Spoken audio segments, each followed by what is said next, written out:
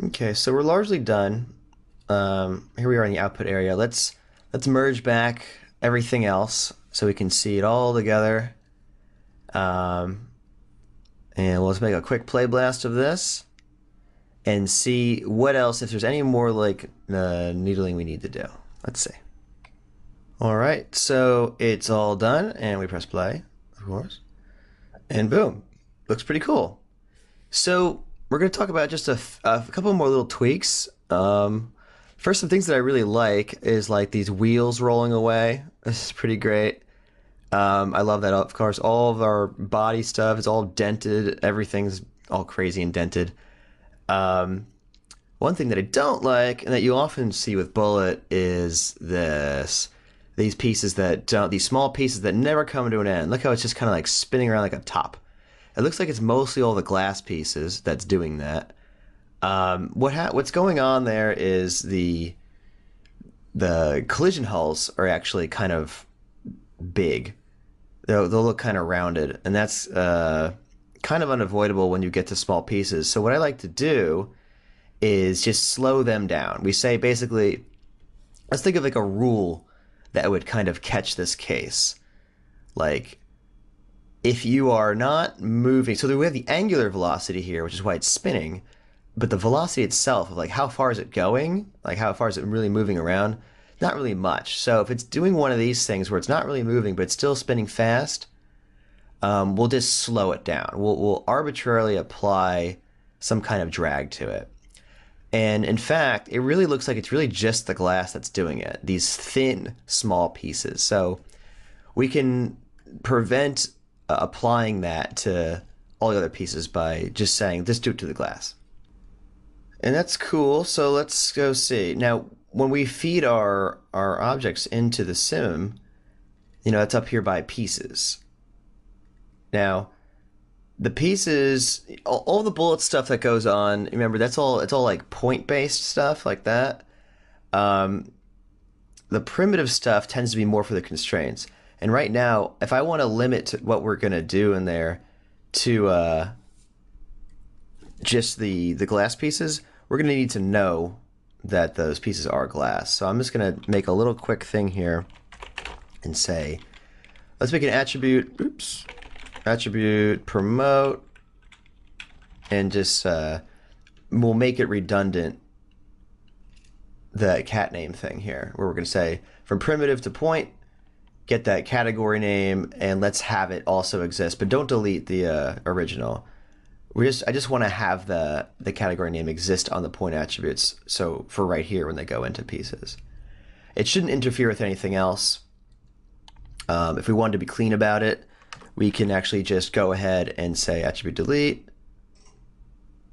Oopsies. I got grabbed by the netbox.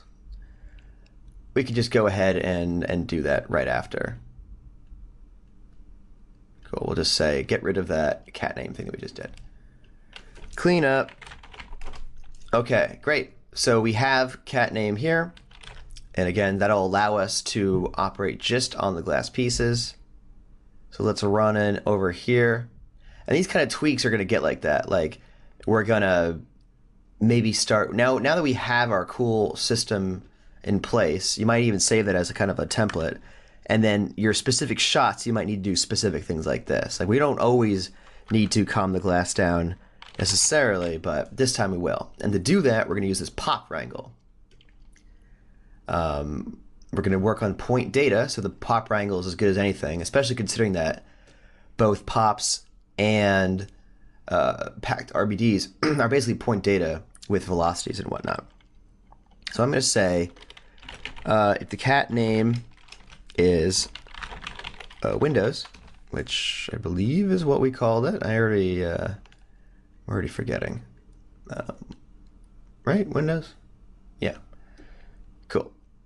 So if you were of the Windows type, we'll say, and not only that, if you were this slow, so I'm gonna get the velocity vector. The length is, of course, the magnitude of it. If the vector itself is a direction, how long the arrow is the actual speed. You'll recall from earlier lessons. So if you are less than some number, which we'll just say is like 0.3 for now. And we could obviously tweak that later. Then you're going to be one of these pieces that we want to slow down. So I'll just say if that's the case, then you will be, we're going to say you were 80% of what you were, which is of course the same way as saying 20% slower. And even more importantly, we want that to be true for the angular velocity as well. We don't need to like make it stop or anything. The solver should do that. We just need to calm it down enough that that happens. We also don't even necessarily need to limit it to just the Windows stuff, but I think there's no point of applying this if we didn't see this happening anywhere else. So let's just run that and see what we get. So here's the results with the 0.3 here. And yeah, as far as the glass goes, it definitely seems to have completely solved the problem.